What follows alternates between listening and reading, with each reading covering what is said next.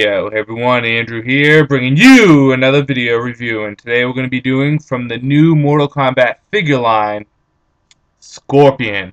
Take a look at this bad Spectre right here. Now, before we actually get into the review of Scorpion, there's three things I want to state.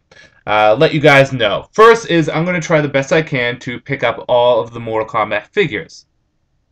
The best I can. It might take a little bit of time because I am poor, but I will do the best I can because I really want to get these figures. I love the new Mortal Kombat game, so I'm psyched for these new figures. The second thing is I will be doing a bio of each character, but the bio is going to be based off the new timeline from the new game. So I'm not going to bother with Mortal Kombat 1 through 8. I'm just going to deal with the new timeline. Lastly, is that in addition to a review of the character, a bit of their history, I'm also going to talk about them in the game, how to play them, at least to the best of my ability. I play most of the characters, not all, but I will talk about how you can actually play the character in the game and how they stack up to the other ones. One last thing, the quick thing is, please excuse me on pronunciations. Well, some of the words in this, like Scorpion's real name, it can be I will butcher the name. I will tell you that now. I'm not good with pronunciations, you guys know that, but please excuse me. It's not that I don't know the name or the clan name or anything, but oh god, it can be kind of bad. Anyways, with that said, a little information about Scorpion. Scorpion's real name is Hanzo Harashashi. Last name I'm not sure on, but Hanzo is his real name. And he is part of the Shinai-Ryu clan.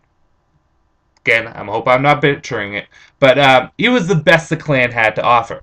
Incredible fighter, incredibly skilled. So skilled and so quick and so fierce that he's given the name of Scorpion. Scorpion had a good life. You know, he is loved by his family, who he loves in return, and he honors his family, and he is praised and honored greatly by his clan, and in return he praises and honors them. He has a great love and honor for both of them. But not everything goes Scorpion's way.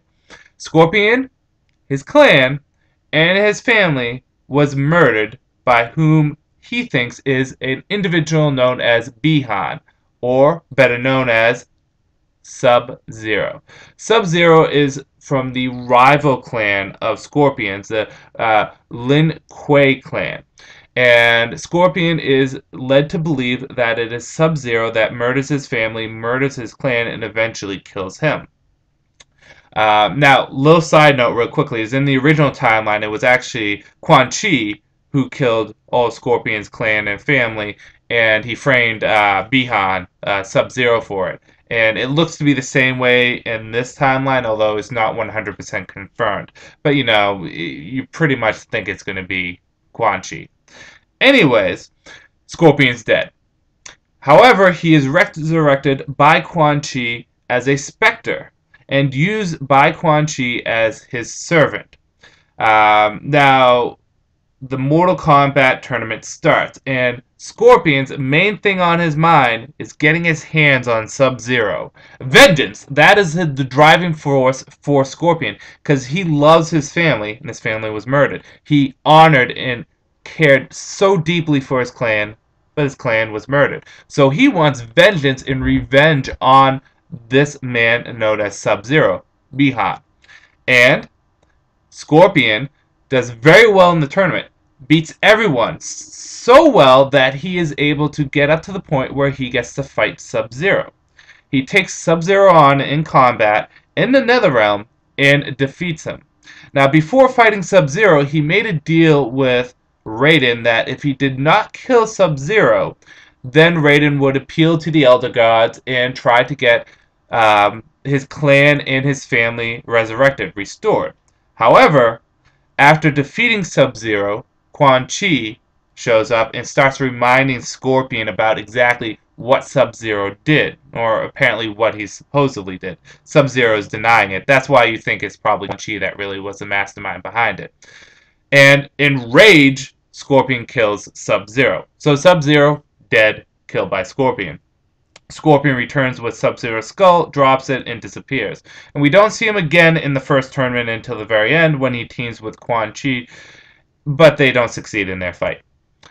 Scorpion is then kind of missing for the second tournament. He only shows up when the brother of Sub-Zero, formerly known as Tundra, now known as the second Sub-Zero, shows up to gain vengeance on his brother's death.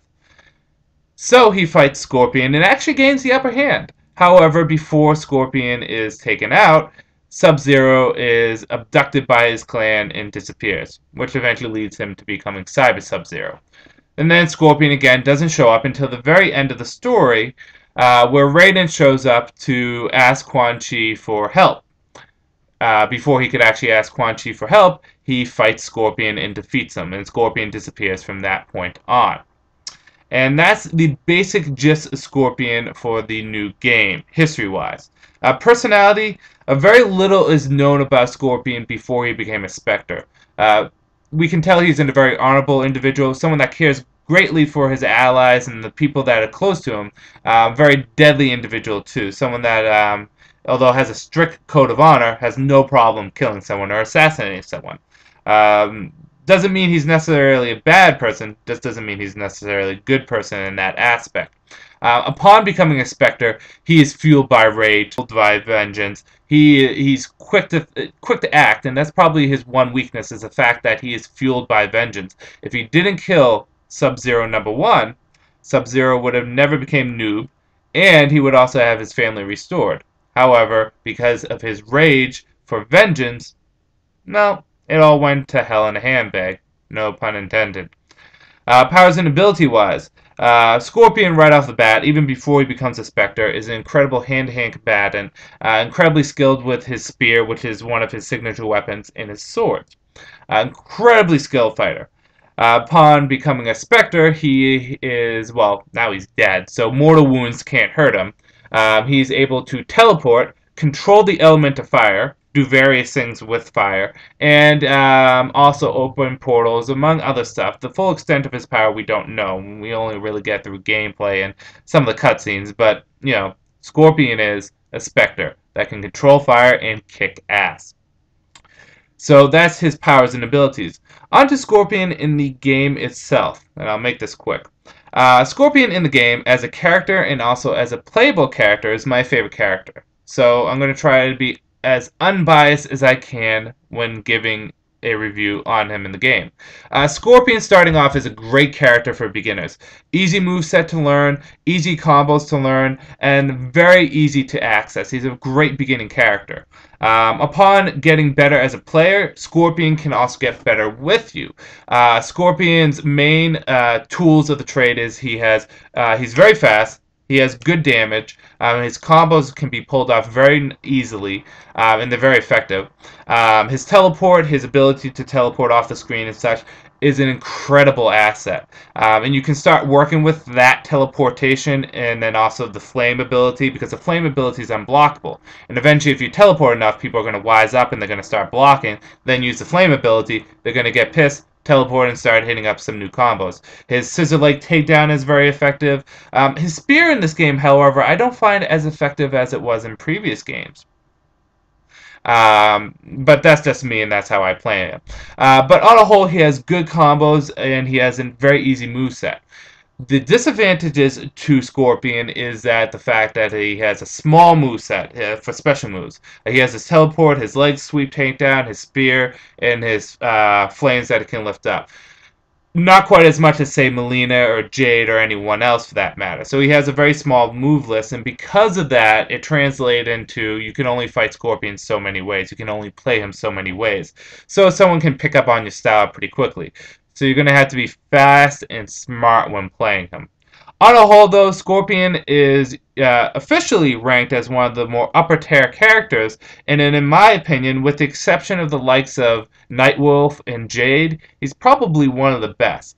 He's easily accessible, he's very good at what he does, and if you know how to play Scorpion well and you don't spam his moves, you can be an effective player. I almost always win with him. The only time I don't win with him is when my buddy Matt plays Jade. So, Scorpion, great character in the game itself. I've been talking for almost 10 minutes now about Scorpion on the side, let's actually talk about the figure itself. Now, I am incredibly eager. I was incredibly eager to pick up this figure. One, because I love Scorpion, and two, because, well, these new figures look badass. Better than any other Mortal Kombat figures. Now, Scorpion has, I believe they said he has 15 points of articulation. I don't know if that's going to translate over to all the other figures, but it definitely does for him. Now, Scorpion's incredibly detailed. I'm just going to hold his arm. As you can see, he has a pretty good paint job. You can see that they put a lot of detail in his costume, all the nooks and crannies. He looks like he does from the game. My only complaint with detail is the eyes. Although all the eyes look good and they're accurate, I would like a little black around the eyes so they come up a little bit better. But very detailed. Even from the back, he's a very detailed figure. He looks good. Great display figure right off the bat. He comes with 3 weapons. One is his spear right there, and the spear does not have a chain, unfortunately. You know, you can only do so much. And please bear with me while I take the weapon out. I'll explain later why that's a problem. But his chain, as you can see here, is just the spear itself. There's no chain. I mean, there's a little chain right there, but it's just the spear itself. So yes, it looks good though. I always like the fact that he used a spear more than it was something that came out of his hand, like in the movies and such, or Mortal Kombat Conquest. Never liked that. I liked it better as a spear.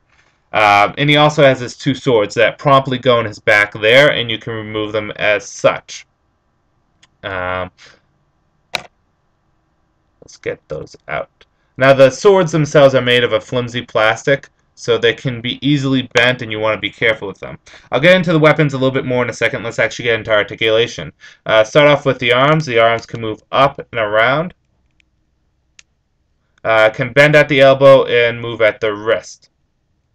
The head can move all the way around. The waist can move slightly. Well, not the waist, the abdomen. The waist itself, it doesn't move. Oh well. The quadricep can move right here.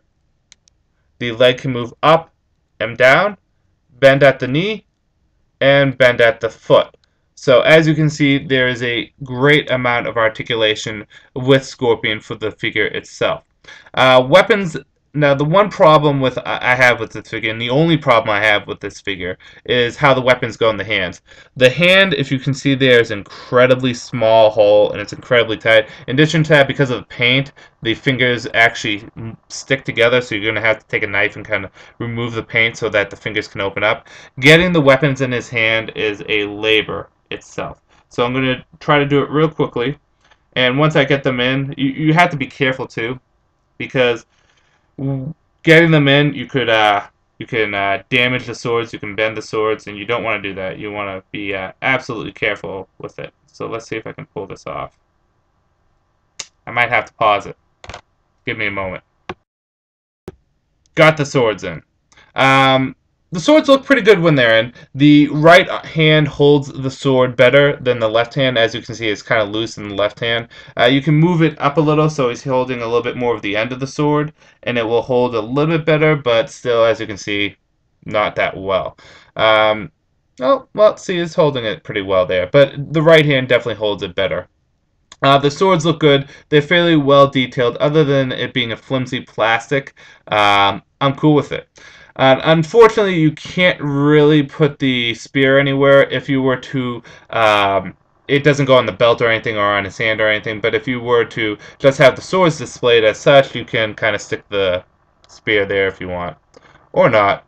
Maybe you can stick the spear down here. No, you can't. So, on a whole, great looking figure. Great looking figure, good articulation, good detail, good paint, love it. My 2 problems with it is the hands itself, putting the swords in, and the swords themselves being kind of flimsy. They look good, but they're flimsy. So you gotta take great care with this figure. Once I get the swords out, I'm not gonna put them in again. He's gonna just be displayed in, you know, cool combat pose. But on a whole, this is a great figure. I've seen a lot of Mortal Kombat figures through the years. Never really purchased any of them, but this has to be the best Scorpion figure I've seen. Very nicely detailed, very nicely done. You know, I got this at Newbury Comics, so because it's Newbury Comics, it's going to be more than it should be. but you can probably pick this up for around. I'm thinking it's going to go between $15 to $20. Mine was $17 at Newbury Comics. I'm going to buy one more so I can keep them in package. But yeah, Scorpion's great figure. If you're a fan of Mortal Kombat, you're going to love this figure. In the rest of the wave, we have Sub-Zero and Raiden, and I know Johnny Cage is confirmed. So we have those figures confirmed so far. Really want a Scarlet figure because I love Scarlet, and a Noob. I love Noob. But yeah, on whole, final analysis. Great character, iconic character when it comes down to Mortal Kombat. Great character in the game, one of the upper tier characters if you know how to play him. He's officially considered an upper tier character too. And also a good figure. So if you have the money and you love Mortal Kombat, pick him up. You will not be disappointed. With that said, this is Andrew saying peace out for now.